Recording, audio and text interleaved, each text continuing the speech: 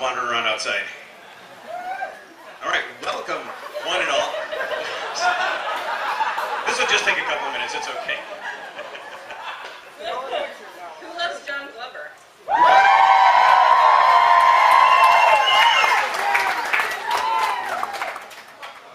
So here we are, everybody, the 34th annual Superman celebration. Here's our big Q&A session with our big Smallville stars. Once again, John Glover, Cassidy, Freeman.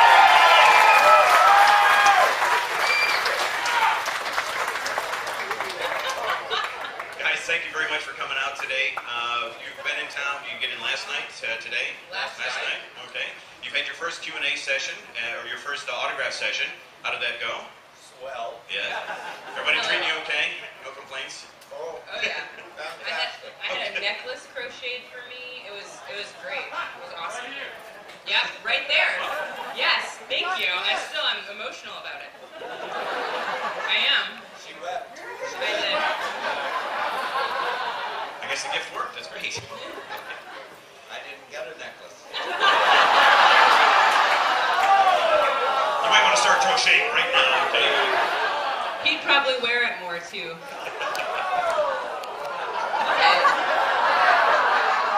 He would. He loves knitting. It's one of his favorite things. It was crocheted. Oh, I don't know how to crochet. No. Well, maybe you can teach me a little later in the day. Okay.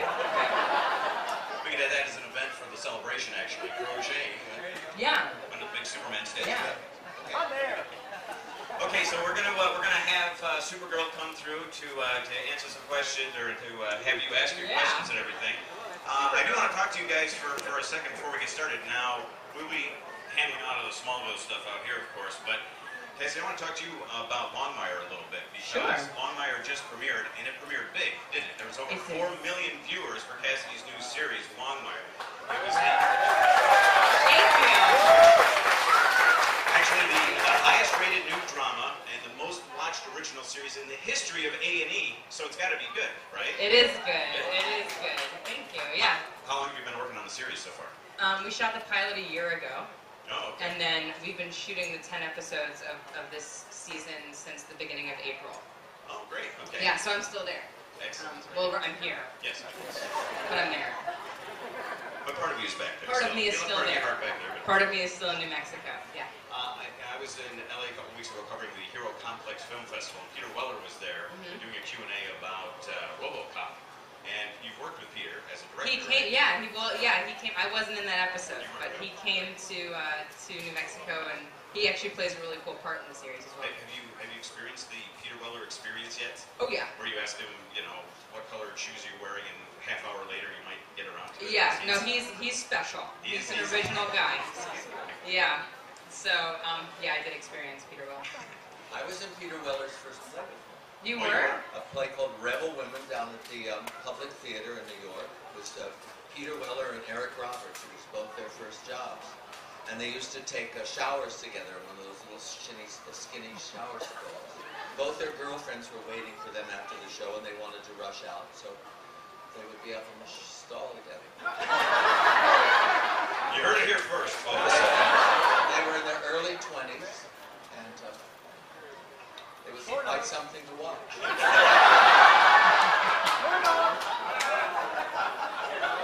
I love you, Dad.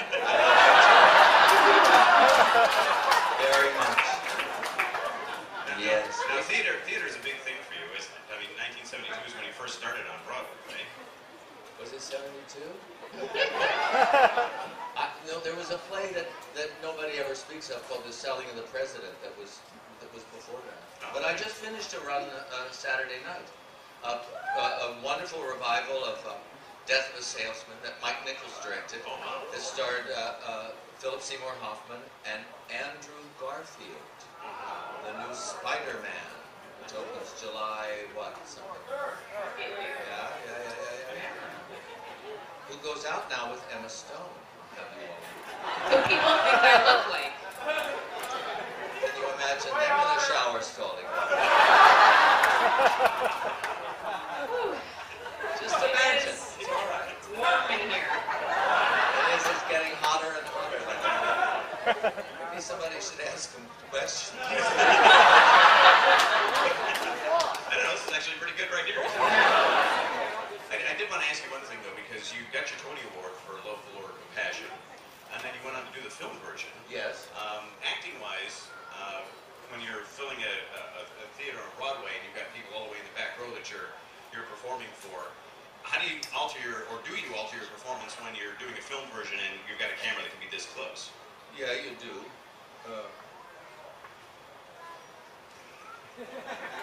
But there's something about the play that was amazing because it was, it was about it was about a house, but there was no house in the play, so everybody imagined the house that they wanted the house to be. But in the film, there was a house, so the film didn't work as well as the play because the imagination got cut off. You like to go to live theater? Yes, live theater. But films are good too. All right, well, I'll tell you what, let's open up for some questions. So let's see some hands here. We'll start up towards the front. Let's go with the fellow in the Superman shirt, see if we can figure out who that is. That narrows it down any. Again, thank you guys for coming. That was really awesome of you. And my question is, read online that Michael Rosenbaum on Smallville used to play a lot of practical jokes, and he was a real jokester. Has he got either one of you? And if he did, please share. I can't tell those stories.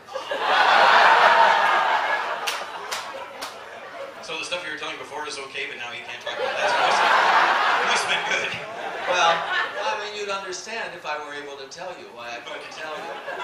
We'll take this conversation. But he likes to skinny dip. You heard it here first, folks. In hotel pools.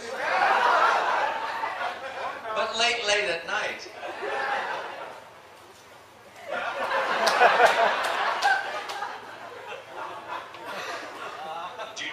Cassidy, do you have any stories about Michael being I naked didn't in a meet pool? Michael Rosenbaum. I didn't meet him until we shot the finale. Fully clothed, was he? No comments. He was clothed, actually. I don't think I got the same amount of pranksterism that maybe dear old Dad did, but I think I also tried to get him a couple times because I heard how much of a prankster he was. So, but yeah, short-lived. What he does by those kind of jokes and having fun, it makes his performance very alive and wonderful. And working with him because of that sense of humor that he's got and that devilish sense, he's a terrific actor to work with. And we had a great time playing together. And that's what we did. We played with each other. But not you really have to go. Good night, everybody. No, you really have Thank to you, go. Metropolis. They have to wash their minds out with soap, as my mother used to say. You are so filthy-minded. This is terrible. Smallville was a family show. I'm really disappointed. Maybe we should take another question. All right, let's see some Try and clean it up, all right, people? Let's get this train back on track. I'm going to make you work for it. Got the big fella in the back there standing up, yeah. I said I was going to make her work. All right, that's fine. I know. I want to first of all thank you so much for coming. It's great to have the people who portray the characters that we love so much come and be so great.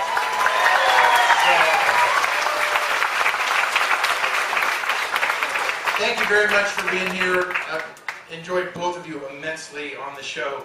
My question is for Mr. Glover. You did such a great job bringing Lionel to life and having that sinister mode, and then you had the redemption, becoming a mentor to Clark.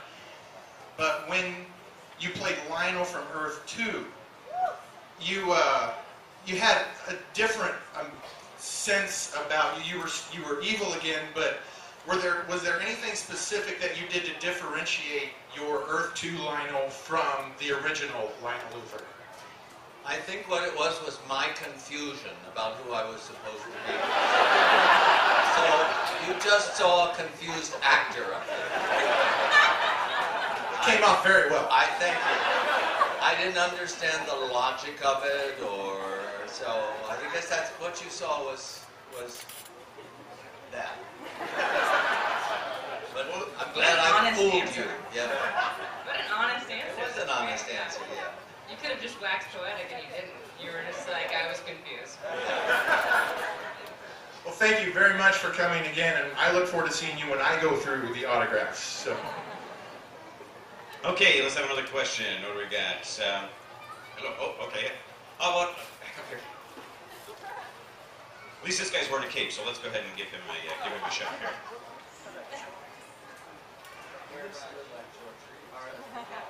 Thank you, sir. Oh, Part B to the question that was just asked. You were evil and you were good.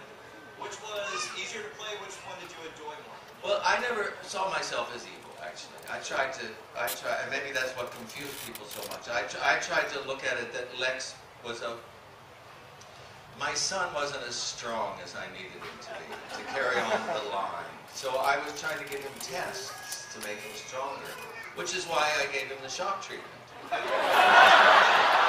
Basically, to strengthen him. You understand.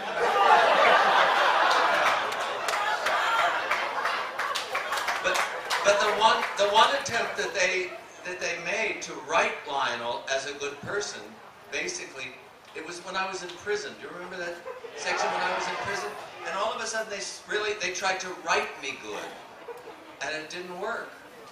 And it was one of those storylines that they would occasionally, just sort of drop. So it never got finished or anything. But it's because it wasn't working. So it was better than when they wrote me bad, and I found ways to trick them and be good. He's believing that. Keep the writers confused. Yeah, confusion's good if you just give in to it. So when the show was originally conceived, it was written with a 5-year story arc in mind when it was originally conceived, and then it went past that point and sort of went into new territory and everything. Yeah. How much input did you have creatively, or did you take opportunities to say Lionel should do this, Lionel wouldn't do that, or were there storylines that you pushed to say I think we should go in this direction? No, they came up with all those wonderful things themselves. The one thing I kept telling Alan Miles is when they get rid of me, I think really that Lex should kill me. So then he'd have to deal with patricide for the rest of his life, so. I don't know if they were planning that, but that's indeed what they did, so I always thought that was fine. Pushed me out the window.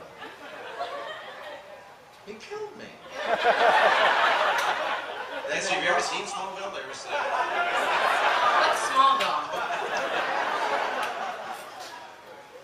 Now, how about you? I mean, both of your characters actually aren't an established canon. Of course, Smallville sort of had its own little history or place in the DC universe that it created for itself. But what did you guys bring to it? You didn't feel hamstrung to have to be Clark Kent or Lana Lang or Lois or anybody like that, no established character. So you were free to kind of create these guys yourself. I'm sure for both of it was very free. Yeah, I had I could do anything if I wanted. What upset me was when they started asking me to shade in my white here in my beard and make it darker. I thought, no, wait a minute. Older men can be sexy. That's right. Notice all the women that are clapping right now. Yeah. So I did it, but, not happily. But when I came back for that 10th season, I said, no more mascara on my beard. It was really freeing to play someone that wasn't in the comics and wasn't in the mythos because, I don't know, I think it made her more human.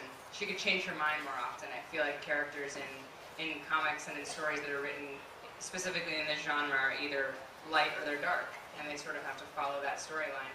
Whereas Tess could go all over the map, and that was just how she was. So that must have been a lot of fun to be able to play all those different sides of that same character, because there wasn't a straight line for that character, really. You just never knew. Were you surprised with the directions that they took the character at times? When you get a script and sit down and go, okay, I didn't see that coming. Yeah, I think I was surprised sometimes, but I also was excited about it. You know, she couldn't stay that like hard staring, cold, makeup wearing bitch the whole time. Sorry. She couldn't say that the whole time. You can say that word on TV. It's a female dog. But she couldn't stay that the whole time. She had to change, so I was excited for it. How did they tell you right away that you were my daughter? No. When did you find that out? Season 10. Did that excite you? Yes. They dyed my hair red, though. You know? Did that excite you? Not as much. I'm going to give these guys a minute. We had a very unhealthy father-daughter relationship. I don't know if you remember. It was quite fun for me. Pretty gropey. Because I'd only had illegitimate sons before. I think I had about 5 illegitimate sons. Some would come and they wouldn't like them and they would disappear. Yeah. Things disappeared a lot. All right, let's get some more questions. How about some hands here? We got, let's head right to the middle of the room right over here. Hi. Hello. Hi. Tessa's story arc was one of my favorites, especially in season 10 with her redemption and how Clark helped her to redeem all the things she had done in the past. But she's also had a whole history of, just those 3 short seasons, she had a whole history of things happen to her. What was your favorite angle that they took with Tessa as far as her storylines? It's a really great question. I loved in season 8 when I got to go back and do the season where you saw me in the past with me and Justin Hartley. And then what I loved about season 10 was actually Little Lex. I loved being able to be sort of motherly, and I think that that instinct in her brought out more of her redemption and more of her humanity. And I loved getting to work with those little actors who I wanted to squeeze their faces because they were so cute. I want to squeeze your face too.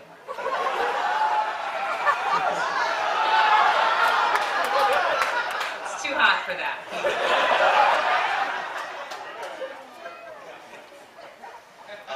Seeing as we're talking about physicality, I want to actually talk about some of the stunts and the effects stuff that you guys had to deal with, because with that type of show, there's always that sort of stuff going on that you got to either do stunts yourself or have somebody step in for you. How much of your own sort of stunt things did you do? I watched Cass work her own episode where you were kicking the da-da-da-da-da off them. She was amazing. She was like a stunt woman herself. She was just so athletic and sexy, and it's just amazing the stuff she can do with her body. I was worried about the B word. Thanks. I did do a lot of it because it's better if you can do it. Yeah, you know. It's always better. The only stuff that we really had stunt doubles for, that I had stunt doubles for, was stuff where I had to like fly through the air and land in a desk that shatters. But like a lot of the scenes where I was being thrown across the room, like when Davis slaps me and backhands me and I go flying across into the wall, that was me. So it was fun, but we had great stunt coordinators and they made sure that everything The stunt was safe. people were amazing. Yeah. Yes. I mean, I watched myself be thrown from balconies and things. Yeah. And they really do that. Oh, yeah. They're like, just throw a mattress down there to catch me. And I'm like, what? Okay. Is that kind of a surreal experience to see yourself go flinging out of a window or something? Oh, yes. But it's hard, too. It's hard to... Sorry. Well, we had a couple of stuntmen that were hurt very... Well, I mean, one was hurt very badly. I don't know if you remember when the cable broke and he fell how many stories down? 10. Yeah, I mean, that was very dangerous. And then Schneider's double once in a thing in the kitchen. He went into the end of a cabinet and really, cut his ear. Just stopped. I mean, he laid there. Usually they get up pretty soon, and he just laid there because he knew that he'd really been hurt. Yeah. I had a stunt girl break her face. on the camera on the mat box. This is really fun stuff to talk about, huh? But she really hurt herself. But some of these things are very, very dangerous. So Yeah. I mean, there's a lot of attention, and they go through the moves and moves and moves. So there's when you're about to see a stunt happen, it's can be very tense on a set. Yeah. Okay, how about another question from the room here?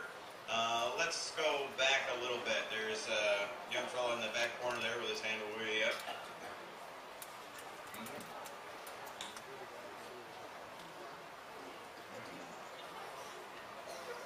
My question is for Mr. Glover.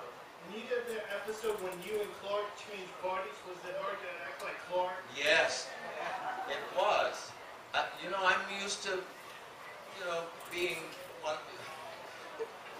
He did me great, and I couldn't. It was very hard for me to be not simple is the word, I guess, or pure, or just to do nothing. That's true. I kept wanting to do things all the time and they kept saying, no, Tom doesn't really do anything. Well, he doesn't have to. That's why he was so wonderful as Clark Kent. He was born that way. There was just this still wonderful thing, and I was busy. I call myself a propaholic. I'm always looking for things to do, and he just was so simple and pure, and that was the problem that I had. I surprised myself how difficult it was for me, and he just found mannerisms for me, and I thought was heaven. Yeah. So wasn't he great in that episode? Yeah. So from an actor's standpoint, I mean, being able to do, with episodic television like that, Smallville is kind of unique in the fact that you have opportunities like that to step out of your character. Because your character has different arcs and things, so there's a little movement. But to be able to step out to actually try to ape another actor and try to create that's kind of unique for a show like Smallville, for an actor to be able to do. And that's what I mean. There were all these things that the writers came up with that were so inventive and wonderful for us all to do. Okay, but another question. As long as you're back there, there's one a little bit further back. Actually, a lot.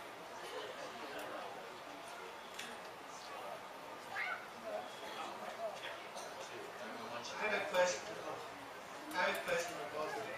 Have you ever seen any of the other Superman series or the comic books? If you read the comic books, did you like them or the other series?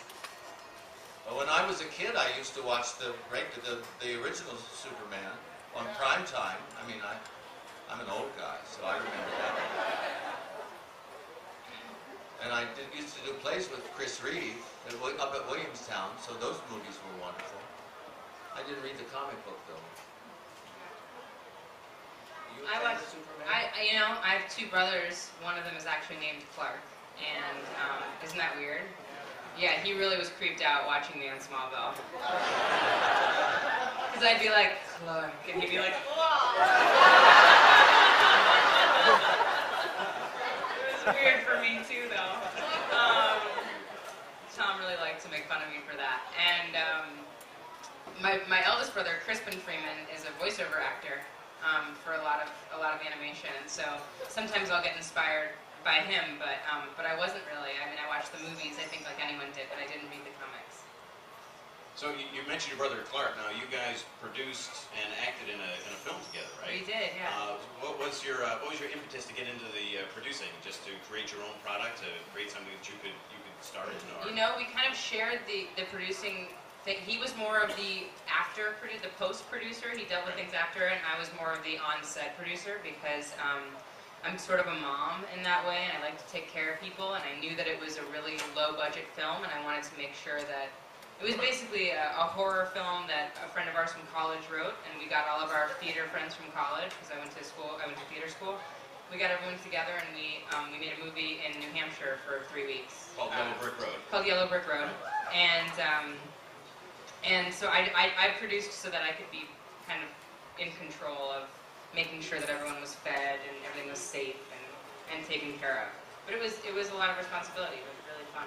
So now having that double duty of producing and lead actress as well, Yeah. was that like really daunting for you, or is it just another day at the office? It was just another day at the office. I think because I didn't have to answer to someone I didn't know. Like, I didn't have a director I didn't know. The directors that directed that had been directing me since I was 18. So there was a language between all of us, and we had the script well in advance. And we actually spent an entire week at Middlebury College rehearsing the movie as if it were a play. And so we were really comfortable with it. So I felt like I had enough energy to devote my time to two things. Awesome. Yeah. John, producing-wise, have you gotten into any producing? Are you interested in that? To produce theater or doing directing? No. No, just straight out. There you go. You know what you want and you go for it and you like it, right? Yeah. And John also noticed that all the way in the back, in the very middle, there's a young fellow that's had his hand up for quite a while. So let's get back to him back there.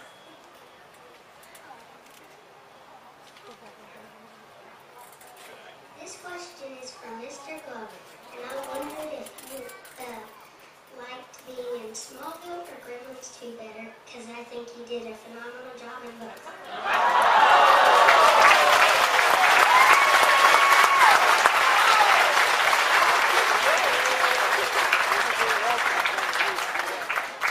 I had a great time doing both of them. I had to commute to Vancouver to do Smallville, and we shot Gremlins 2 at Warner Brothers, which was just about 15 minutes from where I lived. So that made a bit of a difference. Because Smallville was 7 years, and anyway. But my favorite scene in Gremlins 2 was when I put the gremlin down the paper shredder. I got spewed with all that green gremlin poop. It's a fun movie. I had a great time doing it. Another one of your films, a holiday classic shown in my home every year, is Scrooge. Scrooge! I love that movie. There's so much heart to it. I mean, you play such a rat in that. I mean, it's... Yeah, a piece of L.A. slime, I think they refer to me as. Bryce Cummings. And people's, but I got to tell you, Bill Murray was so generous to work with. He's just terrific. And he's just, there's a movie that's going to come out soon where he plays Roosevelt. Oh, yeah. Yeah. So we should all go see that and support Bill Murray, because he's terrific. And my friend Elizabeth Wilson is in it, who just turned 91. So we should go support Elizabeth Wilson, too.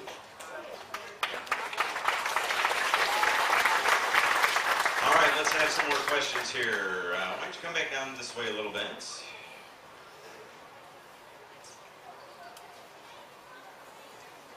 Oh, all right. Right over here. Such a strong hand. I know. How could you say no? It's like she's using the force over here. Hi, I'm Taylor. I love both you guys. I drove here from New Jersey to see you. That's a long drive. Yeah. So my question is, you had said that you watched the old Superman movies. I know they had a lot of special guest stars on Smallville. Who was your favorite to work with, and why?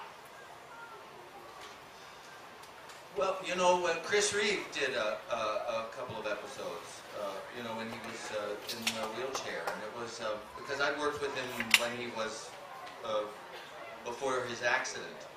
And it was amazing to see how, I guess, spiritual he had gotten about work and life.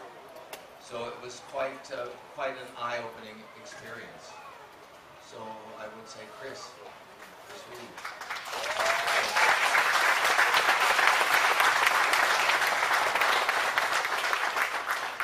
Okay, right around behind you there. Here we go.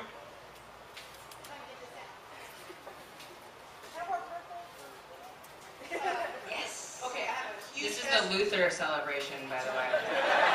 This is no longer the Superman celebration.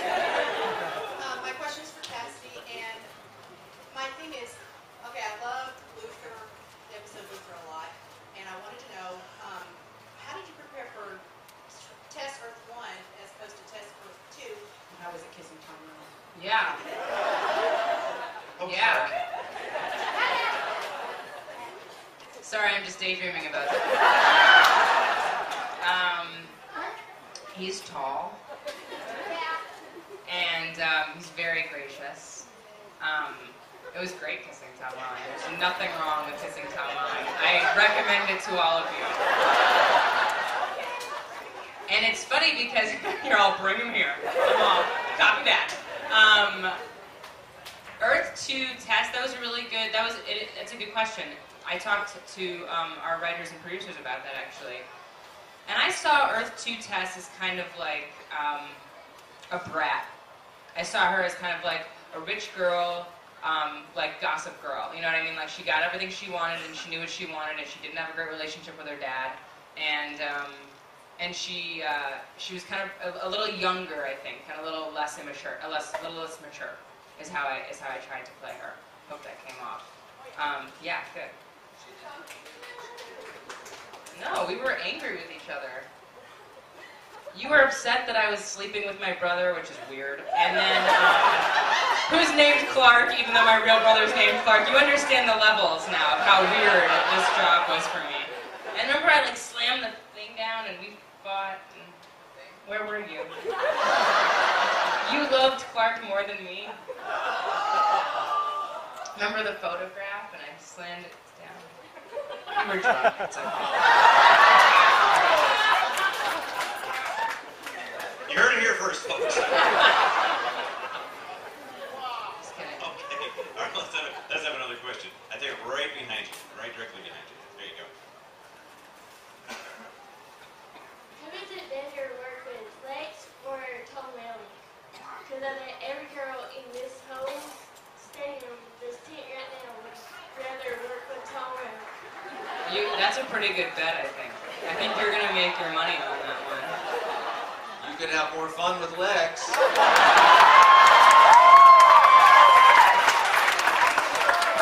That might be true, actually. I'm telling you.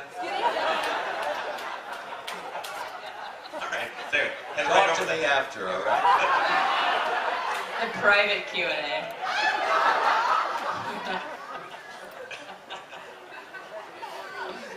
You should charge extra for that, you know, that might actually Yeah. a Smallville after hours. No, you just need to check IDs at the door. On HBO. We could do that on HBO. On Skinamax. You know, just when you think, you know, you're taking this left turn and all of a sudden... Yeah. Hard right. Okay, go ahead. So I'm a huge fan of both of you, and he's been in Smallville, but I have a question about vampire. I want to know how was it kissing Damon? Ladies, I'm not gonna lie, I've got a good job.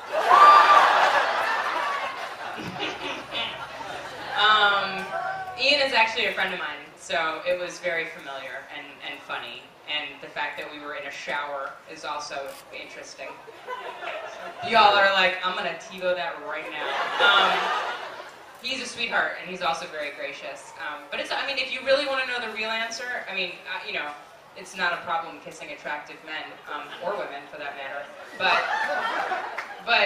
it's not like, there's like 85 people watching you, you know what I mean? And they're all, head to the left! And you're like, really? I'm having a moment here.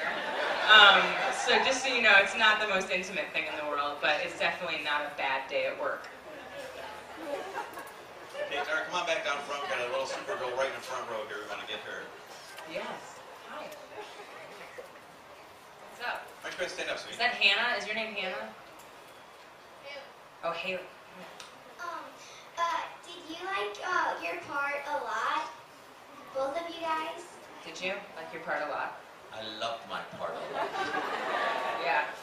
Some days. Other days you wished you had my part? Some days I wished I had your part. Good part. You did. You had a really good part. See, when this comes out on DVD, we'll have the... Did you like your part? I liked my part a lot. I did.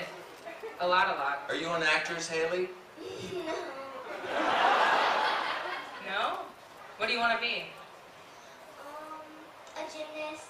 Okay, that's cool. What if you get really tall, though? See, I wanted to be a gymnast, and then I was like an Amazon, so that didn't work out. What's your backup plan? I haven't figured that out yet. Okay, cool. I think you got a little bit of time. Maybe a veterinarian. Yeah.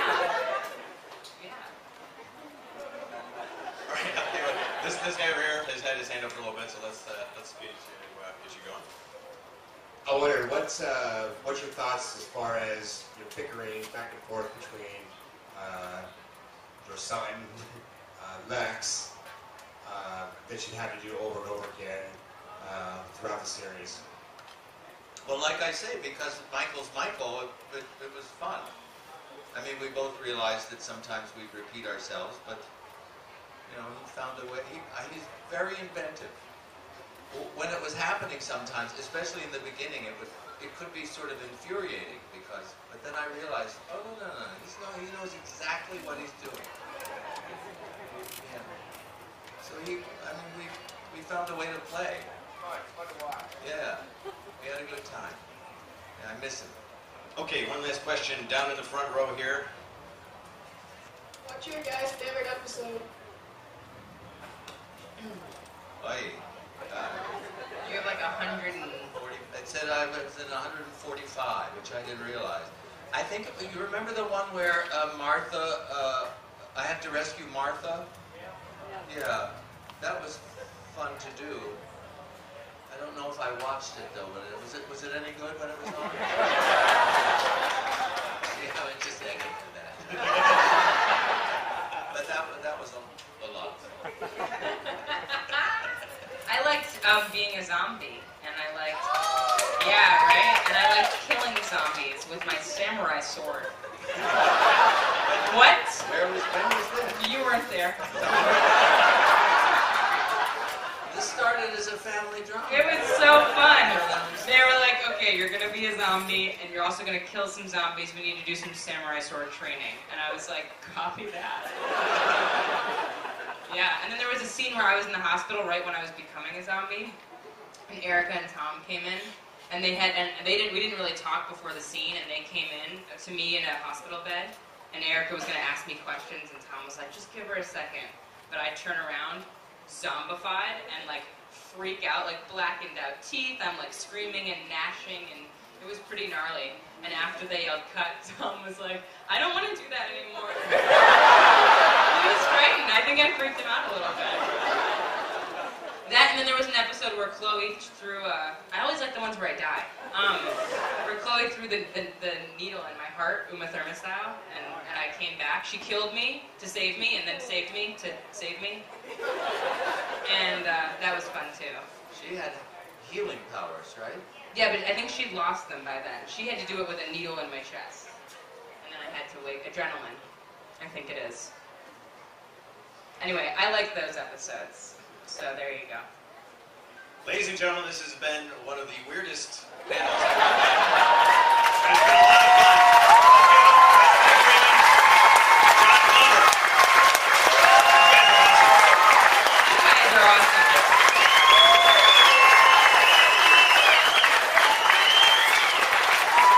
Folks, here's Carlos. He has something to share with you. All right, well, first of all, I have to say, Stephen Kirk, you are awesome. You are the man. Doesn't he do a great job? All right.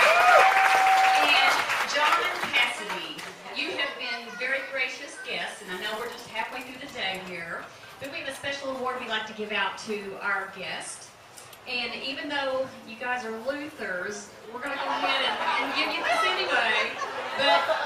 But we have, this is an official. This makes you official. So if they bring Smallville back and they make you characters, you can be a Superman now.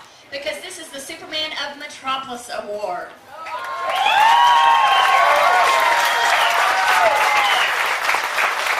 I think they earned it, don't you?